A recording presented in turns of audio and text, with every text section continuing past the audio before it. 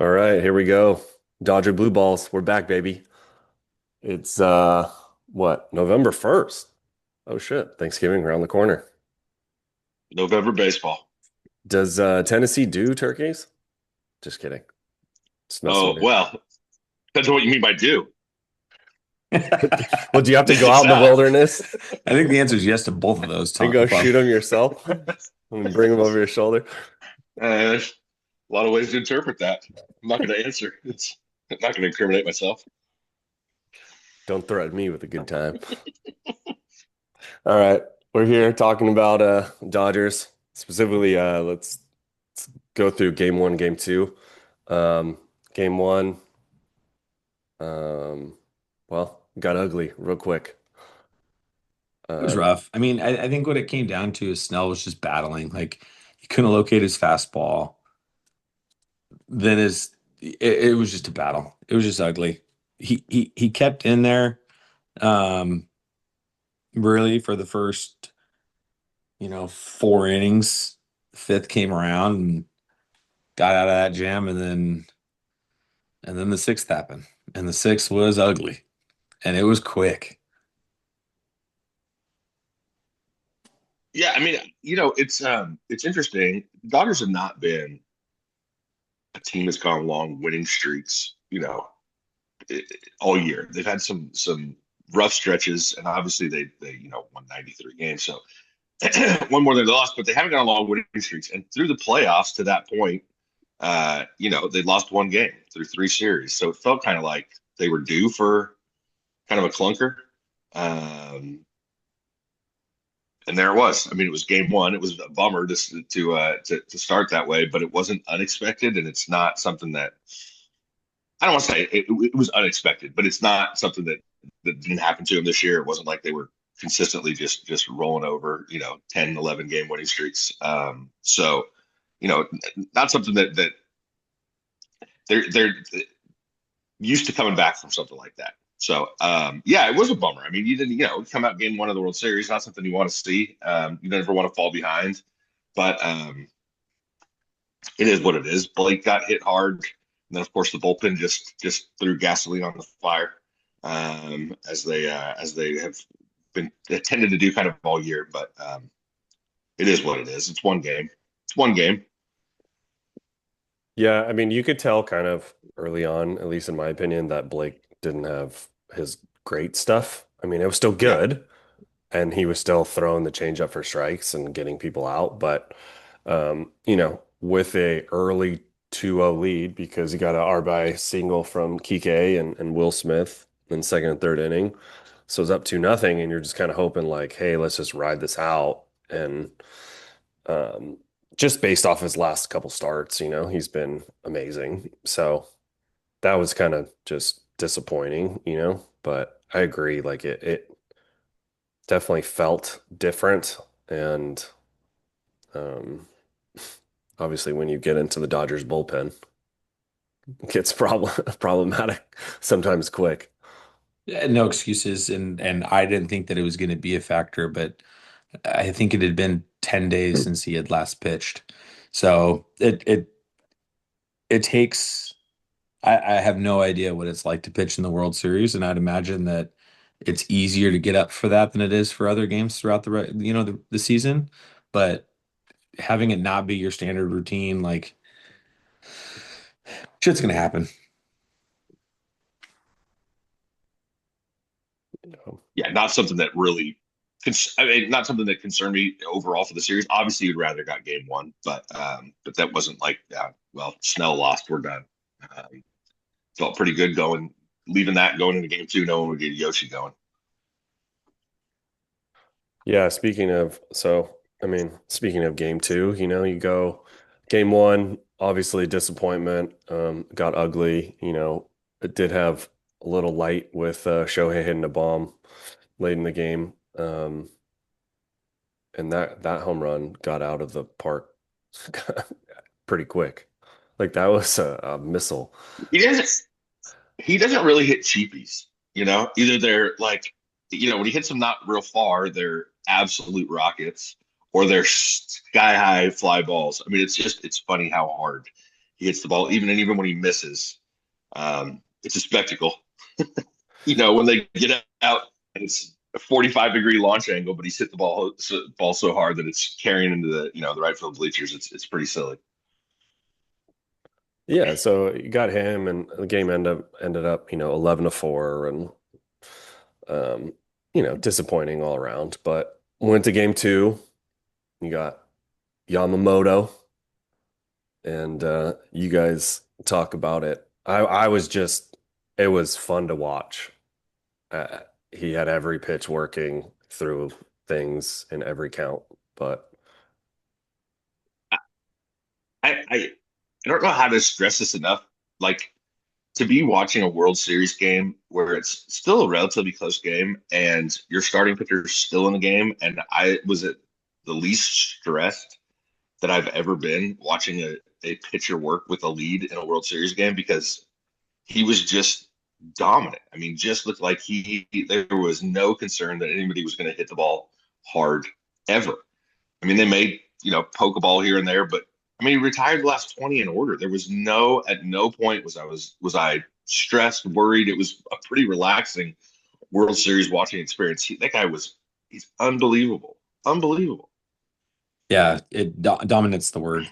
I mean, I think he gave up sacrifice fly in the third or something to Kirk, and from that, even that was like, okay, like Yeah. Yeah.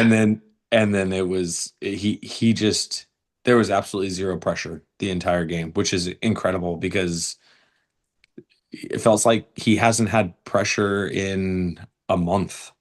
Like he Yeah. has just been dominant. Um, so little surprised that he was gonna, continue that into the World Series, to be honest. Like you kind of just come to expect um just a really good performance. He may not strike out 12 in a game, but he forces weak contact, which is incredible. Yeah. His changing of speeds is one of the more impressive guys to watch in Major League Baseball. Going from, a high 90s fastball down to a high 70s curveball that he dots too on the corners. I mean, I don't know how you can gear up for a fastball and sit back long enough to actually put a good swing on a breaking pitch Yeah. when he's changing speeds that much. It's feels impossible when he's locked in like that. Feels impossible to hit. yeah, it was a master class, and I know he has done some things for Team Japan and in the World Baseball Classic, and I know he's done some stuff in the Japanese league, and he threw, I think they were saying 160 pitches in like a game six, uh, complete game. So he's done it in the past. I thought they were going to take him out in the ninth, which would have been a travesty. I mean, he was rolling so well. I just thought Dave would overthink it and put someone else in. But he didn't and let him go, which was, I mean, it was the right call. And man, I mean, yeah, no stress, no base runners, pretty much. No one got past first base actually after that run. So I mean, I think we can all nitpick Dave's some of his decisions pretty much every season, right? But the fact that he's been willing to let Yoshi go complete games, there's no way they go into either one of those games thinking, yeah, the expectation of the plan here is that Yoshi goes all nine, right? Because it just doesn't happen anymore. So the fact that he's kind of adjusted on the fly and been like, dude, this guy's dialed. Why is there any reason to mess with it? I think it's a real positive because no back-to-back complete games in the playoffs since 2001. So it's something that hasn't been done in 24 years. And for him to just kind of be like, yeah, no, this is working. Let's stick with this. I think is a testament to him at least being willing to adjust probably what the plan is on the fly, and stick with what's working. well, is it a true adjustment?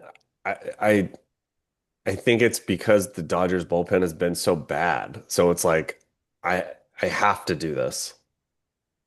Maybe, but I feel like he's still. I mean, he still continues to run out Blake Trinan, right? Who we all know can't get outs. So, I mean, it's well, except when they're down 6-1. Uh, no issue with the 1, 2, 3 inning there. But I don't know. I just don't think there's any way you go into either one of those games thinking that the expectation of the plan is that Yoshi's going to go 9. Um, and with Roki sitting there, especially game 2, having not thrown in however many days it was at that point, 7, 8, 9 days, you'd figure he'd want to use his new shiny toy that he's got down there, and he didn't. Yeah, I'm not willing to give him that much credit yet. I think that it comes down. I think it comes down to it, like Tommy said, the bullpen is doing a combination of both of you guys. Like the bullpen has not been there, and if you can't see that Yoshi has it, then I mean, What are we watching? what are you Yeah, watching? So it, I'll give him. I don't know. I don't know what the analytics say. I'm not a fucking nerd, but like if it's 85 plus pitches going into the eighth and ninth inning, if the analytics say, and it's the second or third time come through the lineup, does that say to pull the starter and he's going against the grain and keeping him in? I'll give him some credit for that. But anybody watching the baseball game would know that guy he's got it, and you don't fuck with it. E- do you see the Everything's graphic they put up right before? Sorry, go ahead, Ty. Go ahead. no, I was just gonna say everything is so analytic analytically driven, and I just know from a personal contact, my brother-in-law actually had dinner and lunch and stayed in Camelback Ranch like 2 years ago, and our family friend knew Dave, and they had dinner, and my brother-in-law like asked him like there's like literally a script that they have, and usually he's not allowed to deviate from it. And so I think it is a pure deviation um, from what the normal is. And some of it's because the starters have been so good, but I also think because they've been so good, but then also the bullpen has been so bad, you can't. Like to me, if the Dodgers had the bullpen they had last year, I these guys wouldn't go past the seventh inning. Right. Yeah. Yeah. Yeah. I mean, if Tanner Scott's healthy and threw like he did last year when he wasn't on the Dodgers, and Kirby ate same thing, and if Blake was what he was last year, and still got Roki down there, that's a completely different. All these games look completely different with those guys rolling. Um, I don't know if you guys saw the stat that rolled up on the graphic early in the game last night, but his Yoshi's ERA the first time through the order was like in the playoffs was 3. Second time through was like 129. Third was 1, and fourth time through the order was 0. I mean, for a guy to get better as a hitter season more often is pretty unheard of. Um, so it's been yeah, I don't know. I'm just glad Dave let him roll the way he has. I mean, we're not to game 6 yet, but I think the flip side of that is Yoshi didn't have everything that he had in game 2 and game 6, and Dave did go get him earlier. So, um, anyway, sorry, we can touch on game 6 here in a minute. Well, Yoshi had it working, and there was in the telecast so he faced every guy 3 times in the lineup, right? He did not throw a first pitch the same each at bat.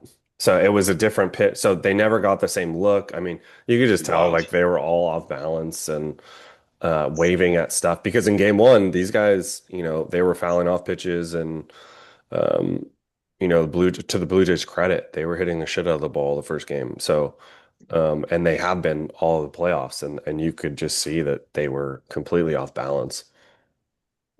Yeah, watching them since game 1 or game 2, let's say, makes game 2 more impressive. I mean, like just watching what they can do and the way they battle and the way they put the bat on the ball makes game 2 all that much more impressive. Yeah.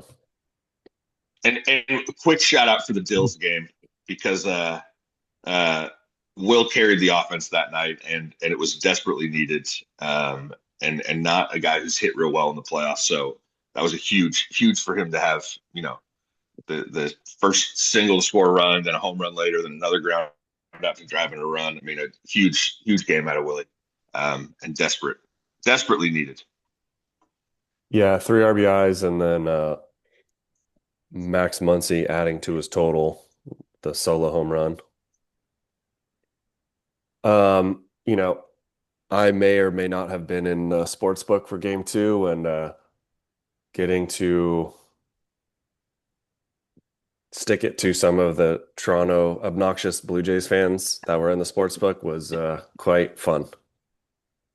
I'll leave it at that.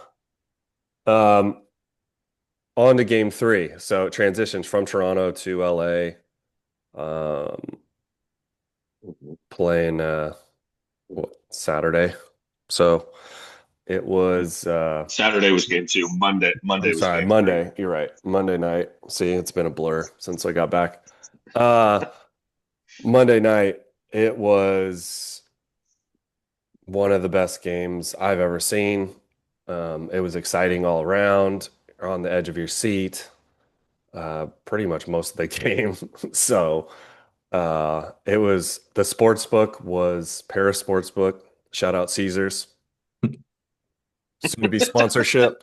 Uh, it Free was ads. Look at it, look it at Tom. was an all-timer like event just going to. The atmosphere was insane. Dodger Stadium was rocking. Um, it was one of the best games I've ever seen in a World Series. So it had everything pretty much. It did have everything. For better and worse. I mean, it felt like base running and defense was going to let us down early, and then it felt like base running and defense was going to be what saved it for us. You know, on both the Toronto and the Dodger side.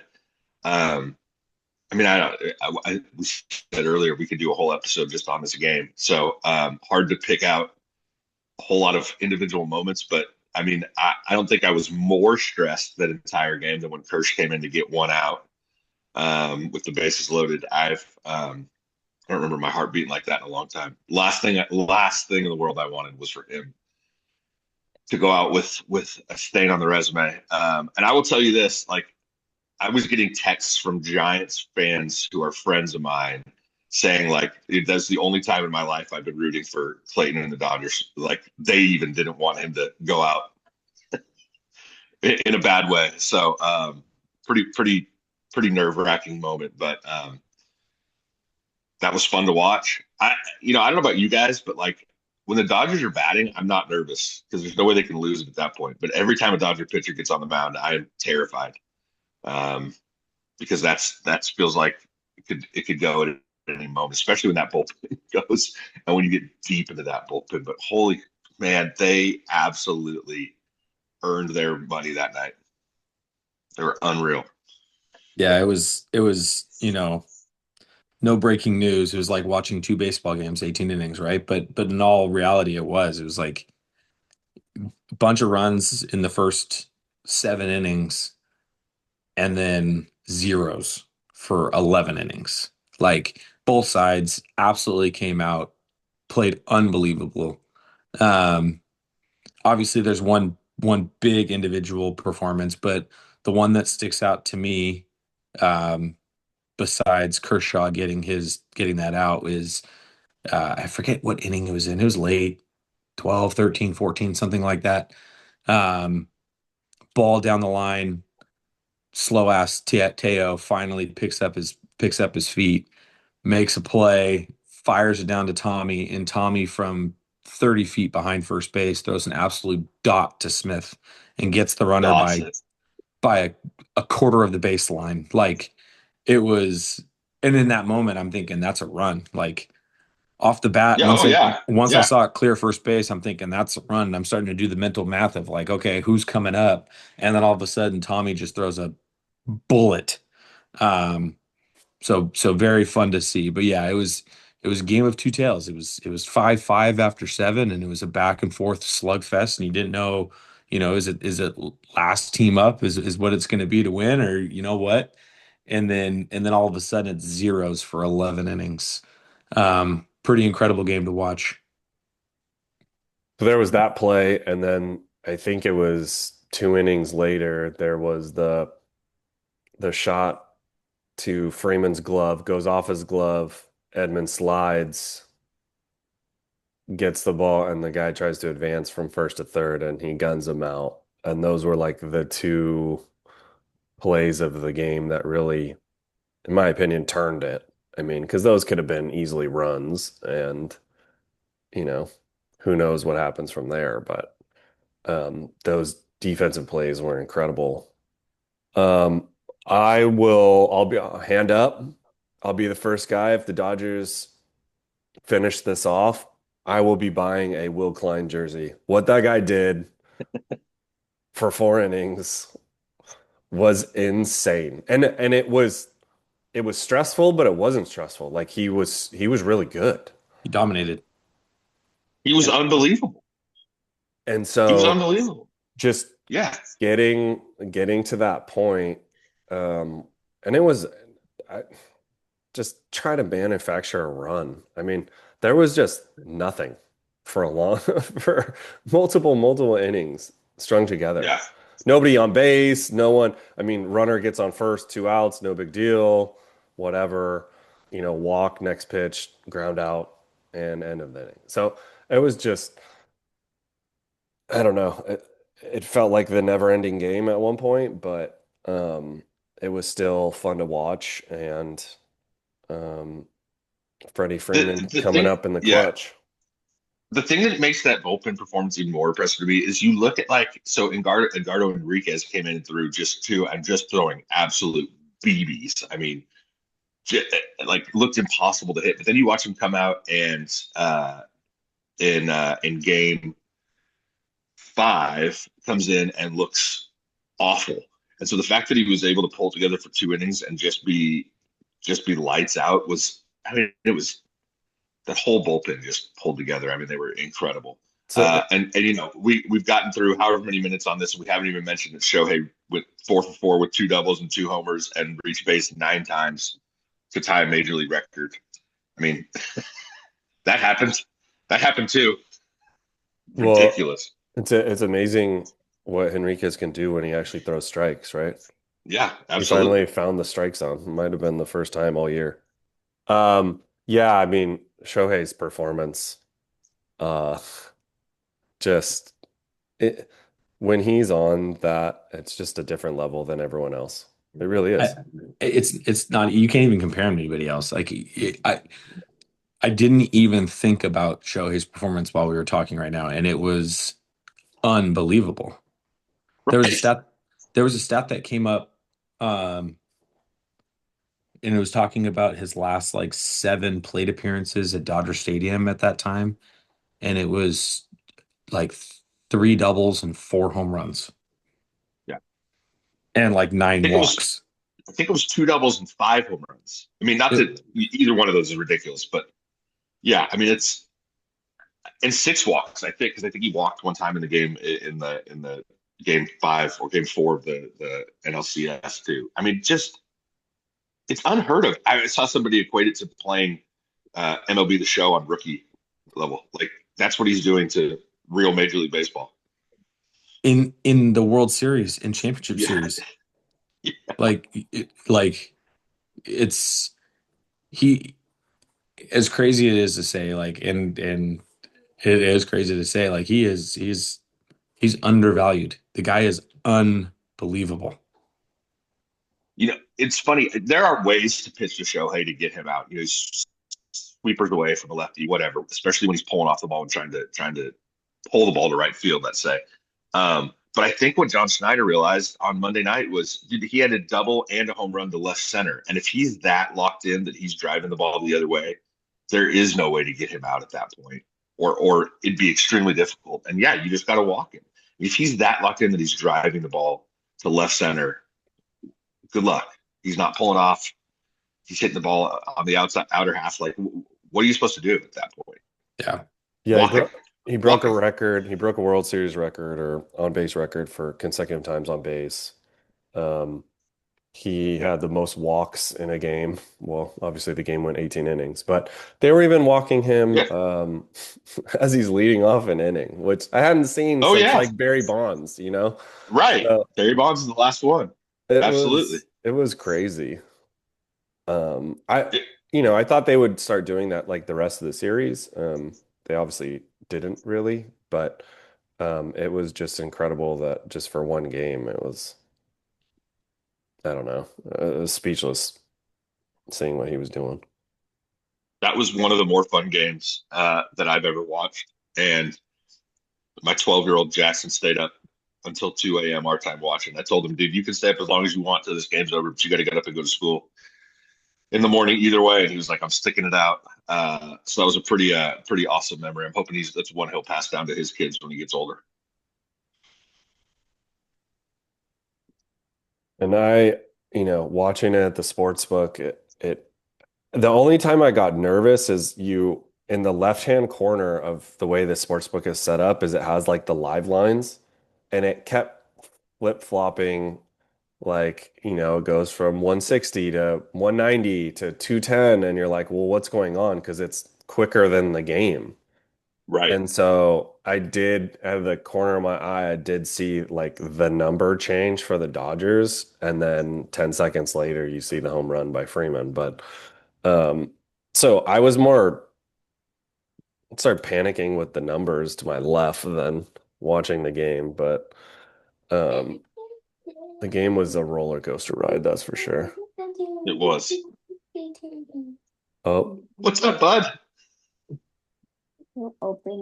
Yeah, good morning. Go Dodgers. the Dodgers, huh?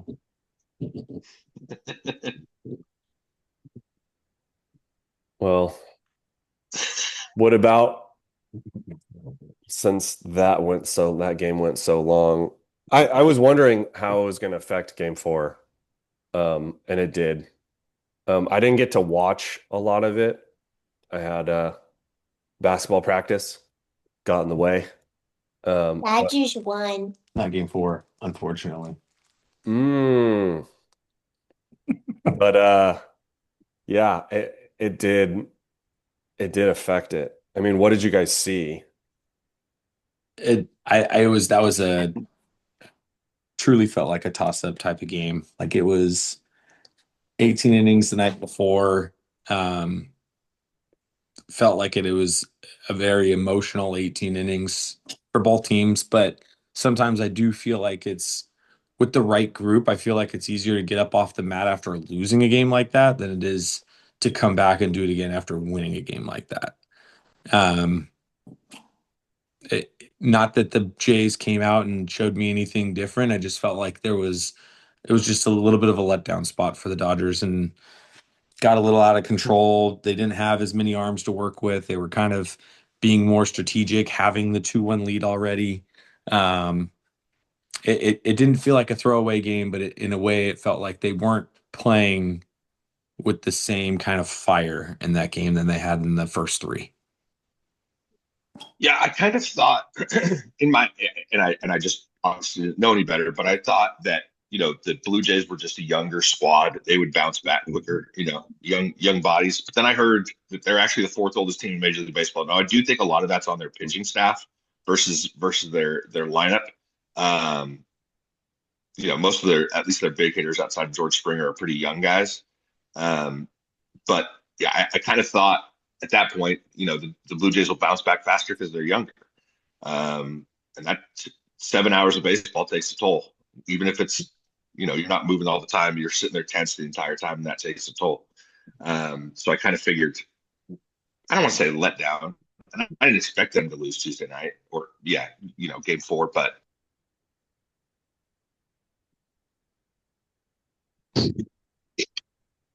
Oh, audio issues.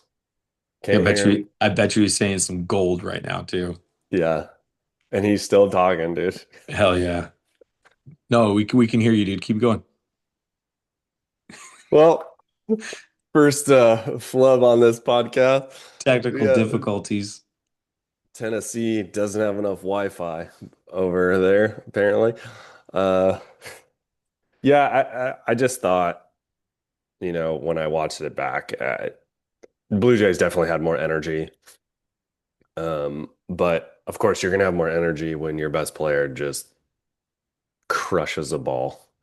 And they had the momentum after that home run from Guerrero, off Shohei, and Shohei looked good, but left a couple pitches up, and Blue Jays didn't miss it.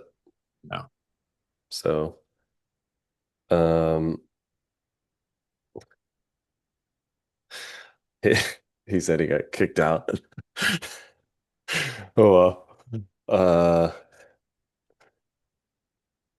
you know, I I was hoping the Dodgers would get that, and kind of my prediction, would have been more successful, but um, they didn't. And then, you move on. You're still tied 2-2, and you have game five at home. So, And um, Snell on the mound.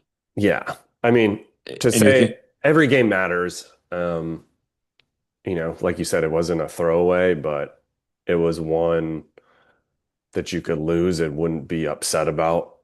It was definitely, to me, it was like a bonus game, to go up 3-1 and then have Snell be good. But and then unfortunately, Did you guys kick me out yeah, because I said something nice about the Blue Jays? Tommy did. no, Tommy made it clear that he kicked you out. He goes, you I'm not put went he goes, you I'm the admin, I'm not putting up with this shit. you went dead quiet and then you disappeared. Because you kicked me out. It's messed up. Well, I All right, figured you sorry. had to I figured you had to go up a chimney or something like that. it's, Um, it's Halloween, well, not exactly. Christmas. It's not Christmas. Well, still making the toys, huh? But no, it was definitely game four was just, I don't know. Kept checking it on my phone, and then I watched it back later, and um I didn't like what I saw, but I can understand why it happened in game four. So Yeah, then I mean, game five walking into that, or game five walking into that felt like it was a prime opportunity to go up 3-2. Just have to win one on the road, and two of the first three pitches left up, and bye bye. Down 2-0 quick. Um, in a weird way though, I mean, I forget who I was talking to. It felt like it still wasn't anxiety ridden with that. Like I felt like the Dodgers were still in an okay spot, and for some reason, it felt like having two solo shots would have felt better than had it say like Vladdy hit a two-run bomb in the first inning. Like it would have felt like a bigger 2-0 lead for some reason to me. But um, yeah, obviously the offense just never got it going. There was a whole lot of zeros on that box score, which can't win a lot of games with zeros. you know, we we were texting, Thursday night, but Jeff Cordial had texted me Wednesday night and said, "What's wrong with Mookie? What's going on?"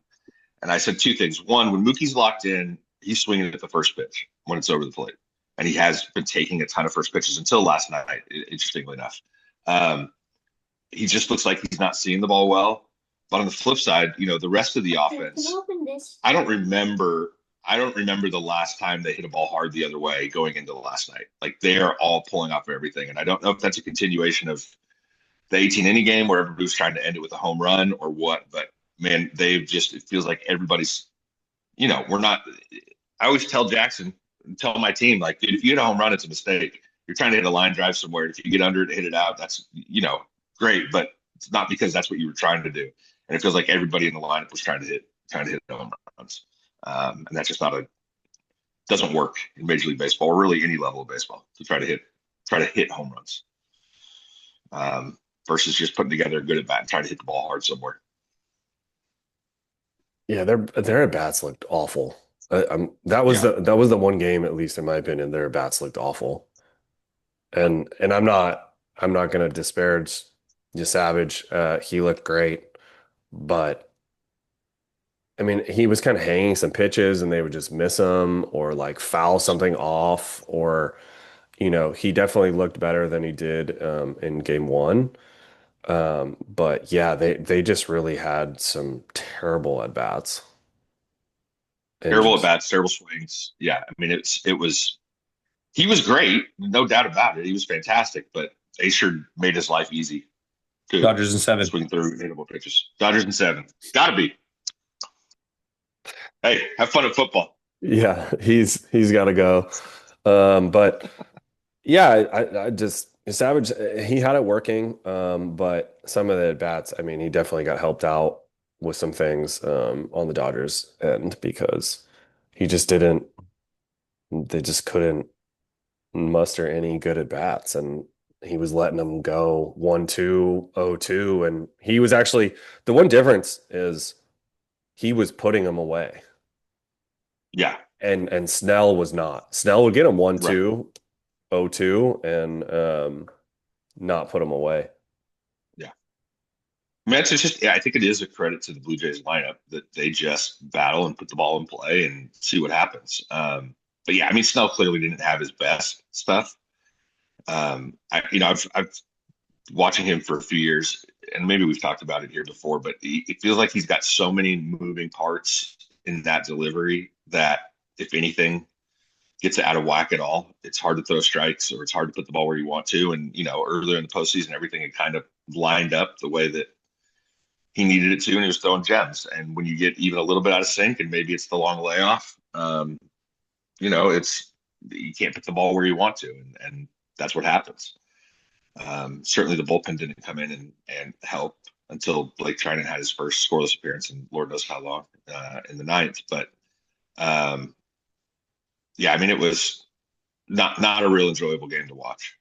Never really had any real momentum to feel like, all right, we've got a shot to get back in it here. It's just kind of, I mean, obviously they were down 2-1 through to the fourth, and then 3-1 until the seventh, but it just never really felt like they threatened at all.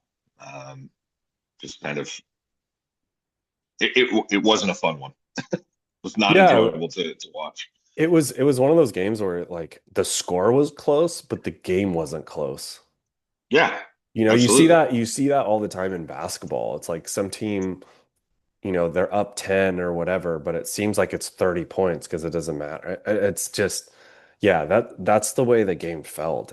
They didn't seem like they could do anything. And I'm not gonna pretend like I'm some professional hitter or anything like that. Like I'm on any of us are on any of the level of those guys, but it's when you're facing a Savage and you see the arm angle, I just it's amazing to me that the splitter works so well. I mean, the Dodgers refused to lay off of it. They were swinging it at Yeah, everything. And that's when go back to um every bat at bat, but they're just swinging, and it was frustrating to watch because you can tell when it's coming. I mean, he doesn't hide it. I mean, any 0-2 1-2 pitch, he's throwing it, right. and they're Yeah. just swinging over the top. I think I mentioned this in our text thread, but it feels like one of those, and maybe this was last night, not game five, but with all those splitters, like make him show you that he can throw you a fastball at the knees. Like if you see a pitch that's down around the knees, below the middle of the thigh, just take it, assume it's a splitter or a slider for that matter, but a splitter. And then if he starts proving that he can throw, he's dotting fastballs at the knees, well, then you got to adjust your approach. But until he does that, he was throwing the fastball up and he was throwing the splitter and slider down. So I don't know why. Look, obviously hitting major league pitching is extremely difficult. So I'm not trying to say that this should be an easy fix, but there can be a strategy to, hey, I don't, again, it's kind of the same thing. Force him to throw fastballs at the knees before he starts swinging at pitches down there. I don't know. Maybe it's not that easy. I'm sure it's not, but it feels like there's a way to approach a pitcher like that without having to just wave at everything. And it felt like they were doing the same thing early in the game, in game six, just waving at everything down in the zone with a ton of splitters at a Gaussman again. So um, I don't know. Luckily, they figured out something last night in game six, but It was ugly for a good long while there. The the ugliness just to it got exacerbated just because the way it looked, Hmm. and it was like they had no chance. No chance against Yeah. that. And Oh and yeah, and there, absolutely. like you said, the approach was so bad that there wasn't a time where he struck anyone out on three pitches that were in the strike zone either. So I'm not Hmm. going to sit there and say just keep your bat on your shoulder, but they didn't need to swing because they weren't strikes. So Yeah. Yeah. I don't know. There's just a way to approach that wasn't what the approach that they. Yeah. Well, and they're going to bring him in for game seven, so I hope they're going to have a different approach at the plate because there's zero chance that they don't bring him in. Yeah. I mean, he's coming in for an inning or two at least. Yes. Um, but on to game six.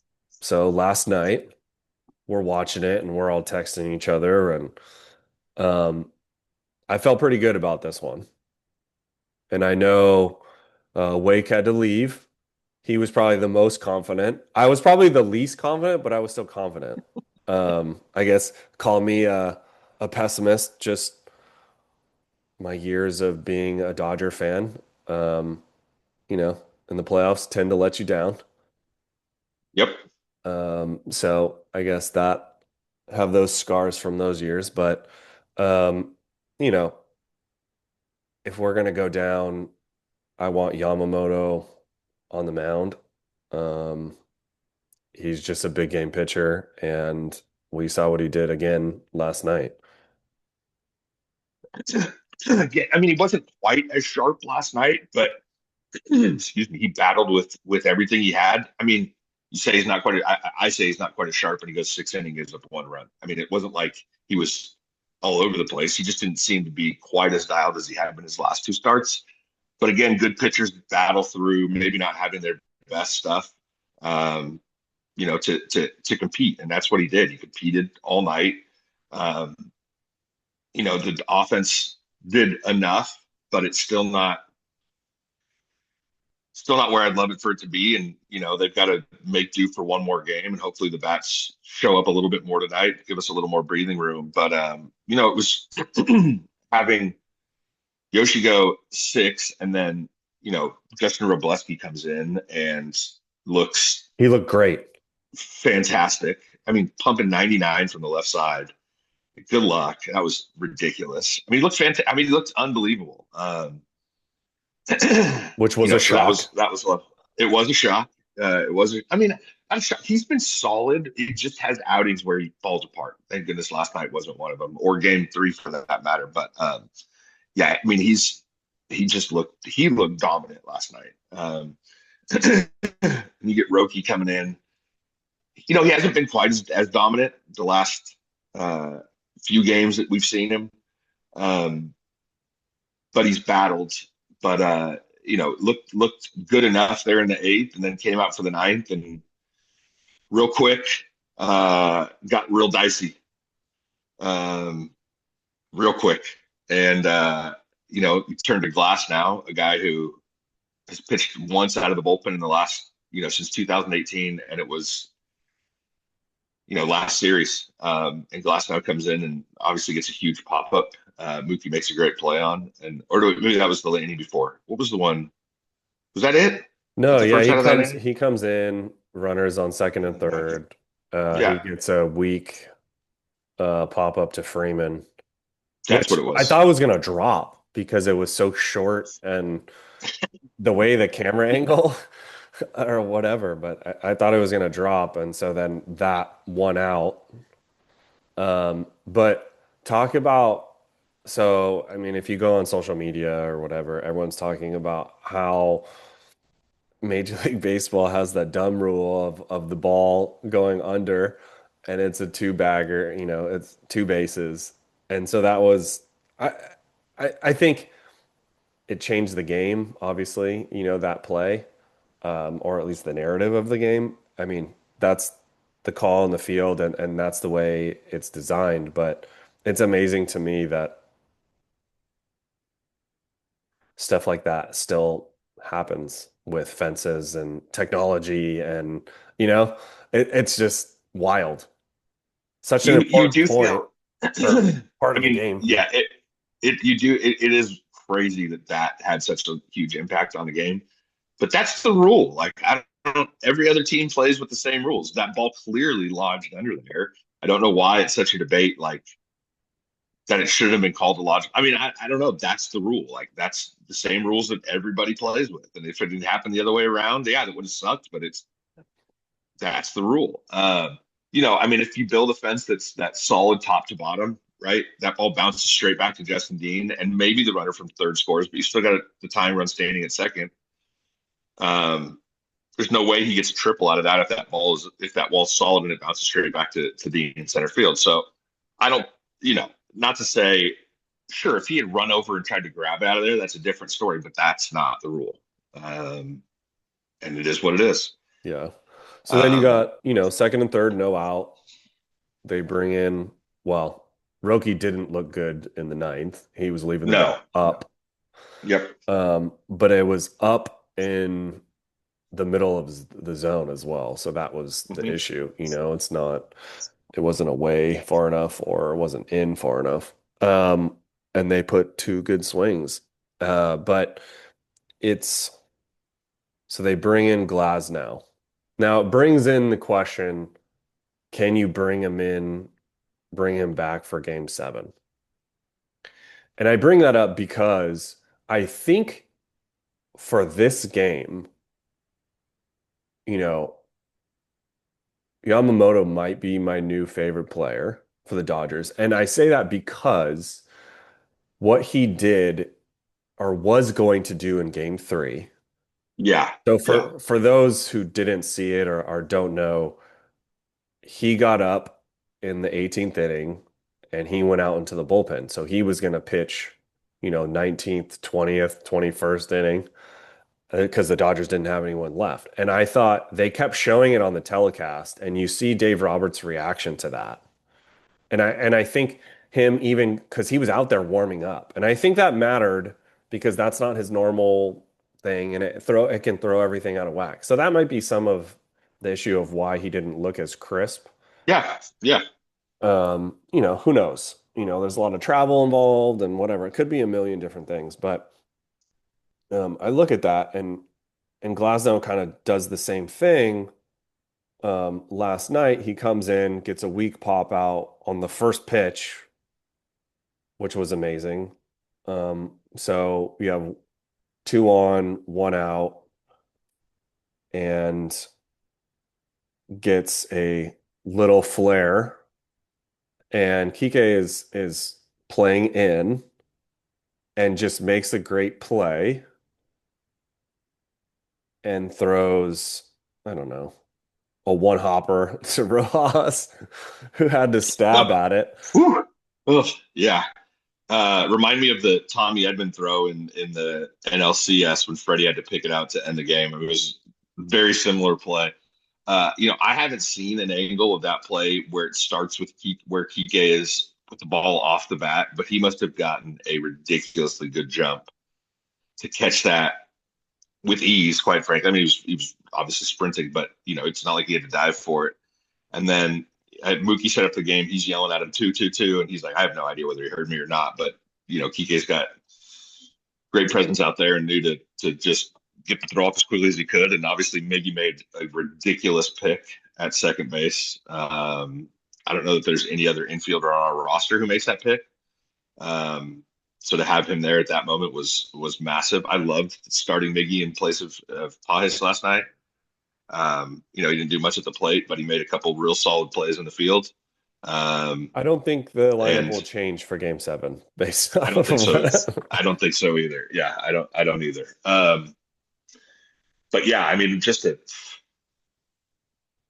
exciting, massive ending there. So to talk about Glass now a little bit here, I think we look at and we see the three pitches that he threw in in game action and think, all right, well, we only threw 3 pitches. Certainly, he can go back tomorrow. But especially with starters, there's a long routine they go through to get ready to get into a game. Who knows how many pitches you throw in the bullpen? I'd probably guess 15 or 20. But it's more all the lead up to that, the stretching, the throwing with heavy balls, all that stuff. I expect that he'll be fine tonight, but there's a lot more that goes into it than just the 3 pitches he threw in live action. So, it sounds like Shohei's starting. Saw that this morning, but I'm sure Glass now will be available in bulk as needed.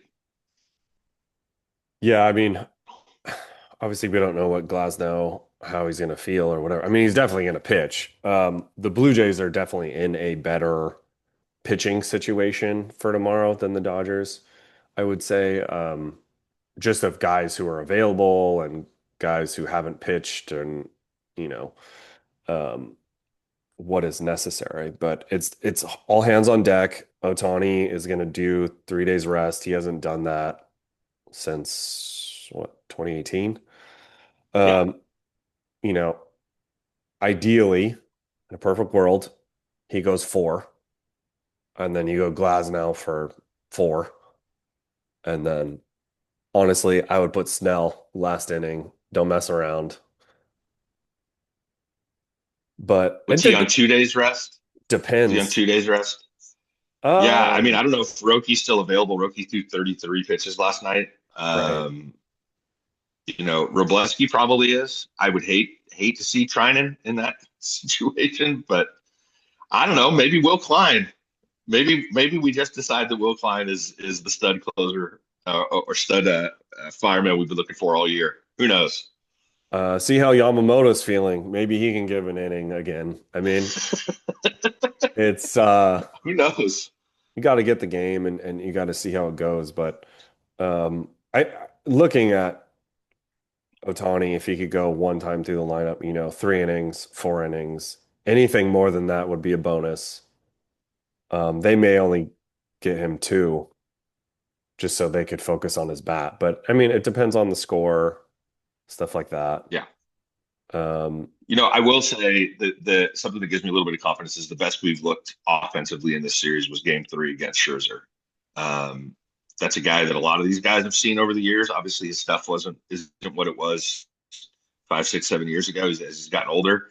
I'm not, who knows? Maybe he comes out and shoves, but I feel good about our bats against Max tonight.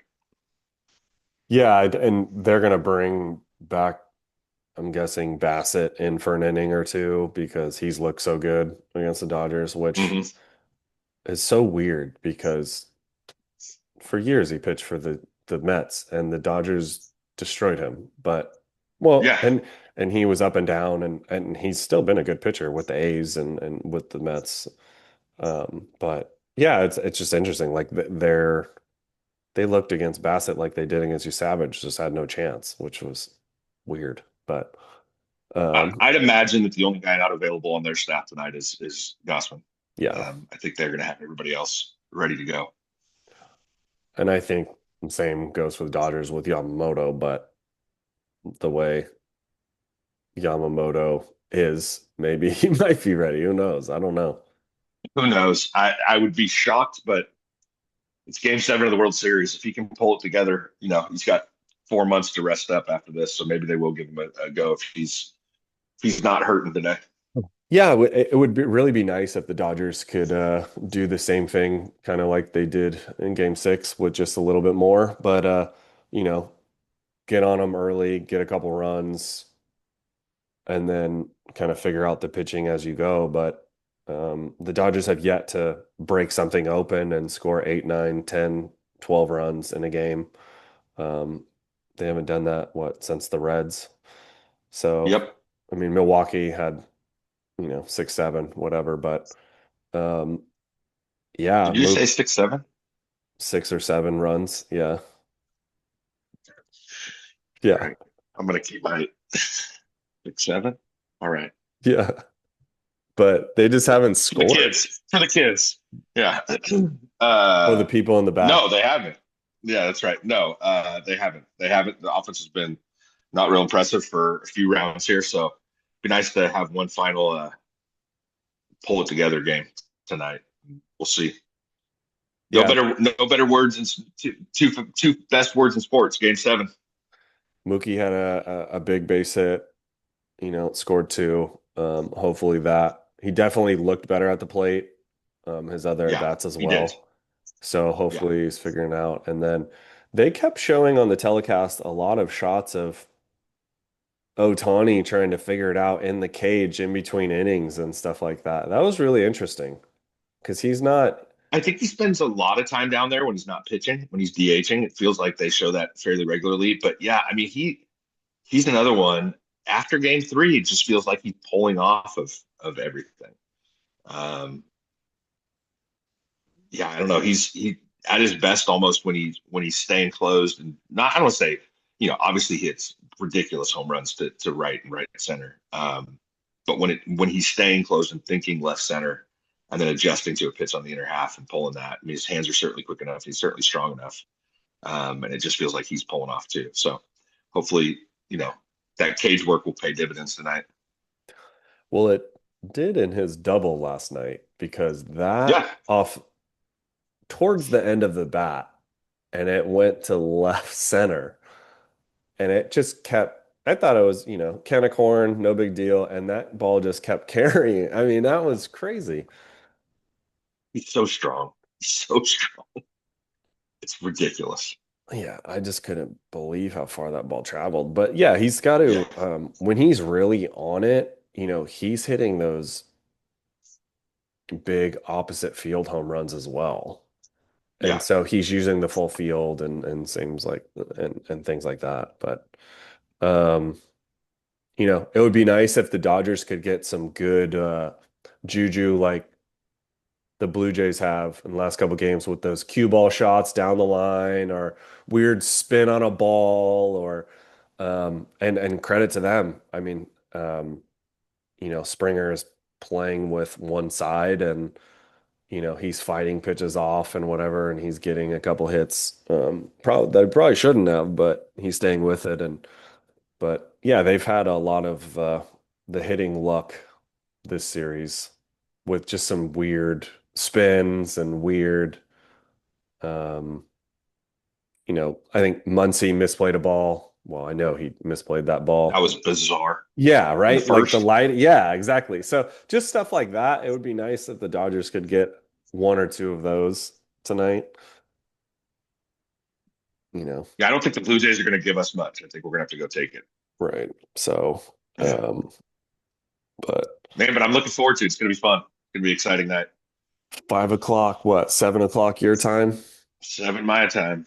Yep, it'll be. Uh, Yeah, I'm pumped. I'm pumped. I'm sure I'll be a nervous wreck the whole game, but I'm pumped right now.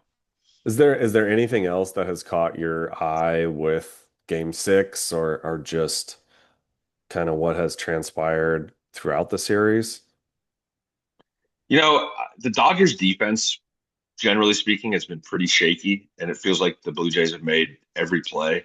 But the Dodgers defense has made the plays when they needed to, for the most part. I mean, we talked about game 3 in the relay and Tommy's play behind Freddie on the line drive, throw to third. Kike's play last night in the ninth.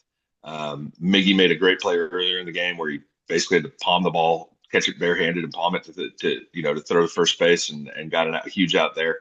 So, they've made the plays when they needed to, but I would love to see just a cleaner game all around tonight. Just kind of look, it's game 7, button it up a little bit and pull it together. I the Blue Jays make me nervous still in that they just don't seem to give anything away. They don't give away at bats. They don't make mistakes in the field. We had a couple base running. I don't want to say they're blunders. The throw to third from Tommy and the play at the plate in that game, that was just bad send by the third base coach. Last night, Madison Barger, getting too far off second base at the end of the game. That feels like the only things that they've done wrong in this series.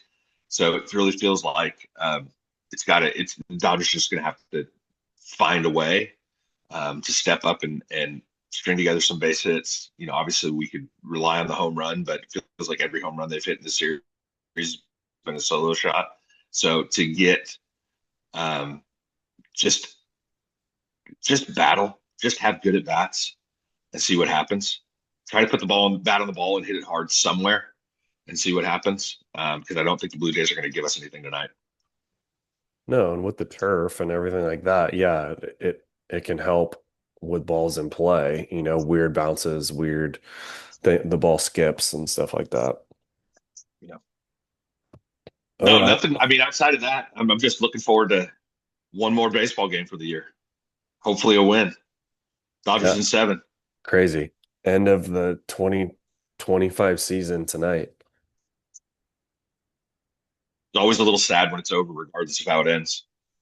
Yeah, it's you think about it, and these guys have been grinding since February, Yeah, spring training yeah. and workouts and yeah, It all comes down to this. it does. Nothing better than a Game 7 World Series game. It'll be fun. It'll be fun. When's Catch the you last? guys on the text chain. Yeah, when?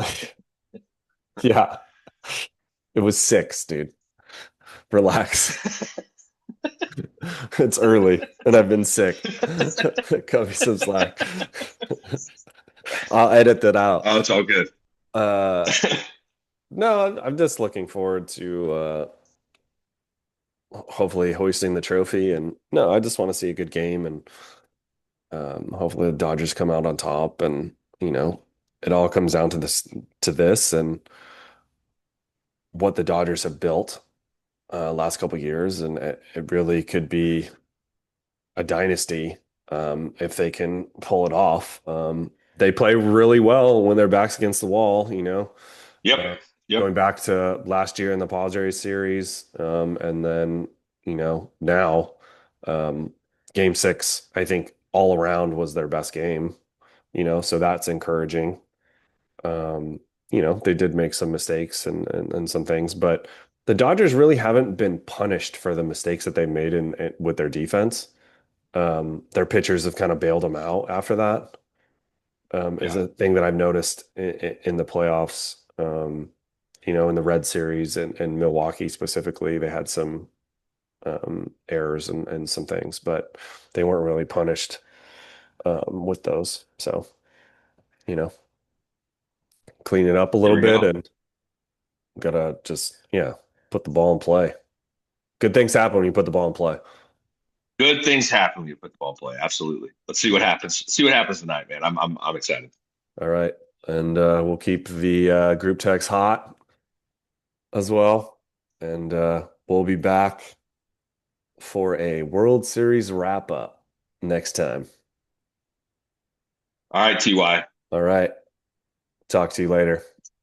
All right, man. Talk to you later.